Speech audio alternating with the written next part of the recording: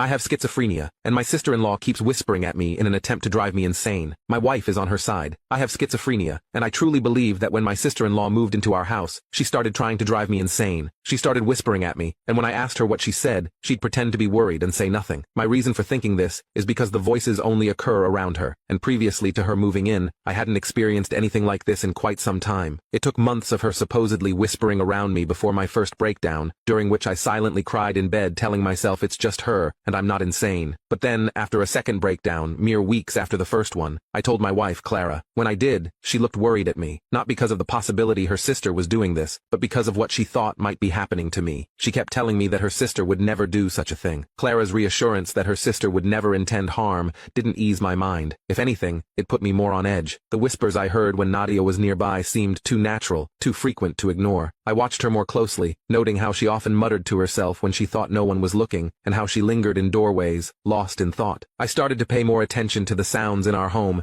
trying to catch clear words or phrases from Nadia that would prove I wasn't imagining things, but the more I listened, the less I seemed to understand, hearing only bits that made no sense. Clara's frustration with me grew as she saw me becoming more withdrawn and obsessed with proving Nadia was whispering. Months passed, and even though I was taking my meds right and seeing my psychiatrist regularly, the whispers that I believed were coming from Nadia continued. My doctor had adjusted my medications several times in an effort to subdue what was diagnosed as auditory hallucinations, but no adjustment seemed to make a difference. Every tweak brought a flicker of hope that quickly faded as the murmurs continued. The more I heard, the more I studied Nadia's every action, every whisper, every subtle glance she made, I saw as a confirmation of her intent to weaken my mental health. I was certain she was whispering just low enough for me to hear, but without enough clarity for me to confront her directly. I felt Clara watch my condition worsen and could sense her growing concern. Initially, she dismissed my accusations as a symptom of my illness, trusting her sister completely. However, as my fixation on Nadia's supposed whispers intensified, so did the tension within our home. Clara found herself in a difficult position, torn between her loyalty to her sister and her commitment to support me. One evening, the situation escalated dramatically. While walking down the hallway, I heard it, a whisper, clearer than ever, unmistakably from Nadia. It was a simple, sinister murmur, just audible enough to catch. My heart pounded as I rounded the corner into the kitchen, where I found Nadia, a glass of water in her hand, seemingly oblivious to my presence. I was so over it at this point. I couldn't hold back any longer. I yelled at her. I told her to quit the charade and just admit it was her whispering to me. I then asked her why she was doing this, and what she could possibly gain from it. She acted like she didn't know what I was talking about and began to cry. She cried and ran out of the house. I knew she was going to call Clara, and I panicked. Clara hates it when she gets calls while she's at work. I could only imagine how mad she would be when she found out about my confrontation with the whispers. Jess didn't come back home until Clara pulled into the driveway. My heartbeat picked up at the thought of what Nadia could have told her. If she would lie about the whispers, what else could she lie about? I thought. Clara walked inside the house and told me how she was struggling to understand everything that was happening. I tried to give her my side of the story, and she said to let her finish. She went on to say that it breaks her heart to see me suffer, but it's also just as hard to hear such serious accusations against Nadia. As I tried to tell her the truth, she told me that she didn't want us to lose what we had over something that might be my illness, misleading us. Throughout this conversation, Nadia is behind her, crying and nodding her head in agreement. I couldn't believe how far she would take this lie. What was in it for her? I felt like this was all part of some sick, twisted game she was playing. I agreed, and left it at that. I felt that if I would say anything at the moment, it would come from a place of anger, and Clara wouldn't really hear me. I waited until the following day after I had calmed down, to speak to Clara about Nadia. I tried to explain my side, to convey how the whispers were affecting me deeply. Clara listened, but ultimately decided that my issues were too complex for us to handle alone. She suggested that I needed more specialized help than what could be provided at home. The idea of being admitted to a psychiatric ward was jarring. It felt like a drastic step, but it also acknowledged the gravity of my mental state. The idea of being sent away from her to a hospital made me feel like she was giving up on me. I didn't want to go, and when I tried to tell her, we ended up having a big argument. We both felt strongly, and couldn't agree, which just made things worse. Instead of continuing to argue, I decided to be quiet, and think of another way to show her what was going on. I had a plan. If Clara could just notice some of the weird things Nadia was doing, maybe she would understand why I was so upset. Over the next few days, I paid close attention to Nadia whenever she was around. Nadia seemed normal most of the time, but sometimes, she did small things that were strange, like talking quietly to herself, or stopping suddenly like she was listening to something no one else could hear. Whenever Nadia did something odd, I tried to make sure Clara was there to see it. I didn't say anything. I just hoped Clara would start to notice these things on her own. My goal wasn't to make Clara scared or to spy on Nadia, but just to help Clara see what was bothering me so much. Clara kept a close eye on Nadia, noticing more of the strange behaviors I had pointed out. Nadia's quiet muttering and sudden pauses became increasingly apparent. I could see Clara's initial skepticism began to go away, and she started to believe that that something unusual was indeed happening. Seeing this shift, I decided to take further action. I began recording Nadia's odd behavior on my phone. I captured moments that might prove she was whispering intentionally. Each time Nadia exhibited strange behavior, I discreetly recorded it. I collected several recordings showing her speaking quietly to herself, pausing mid-task as if listening to something, and moving her lips without making a sound.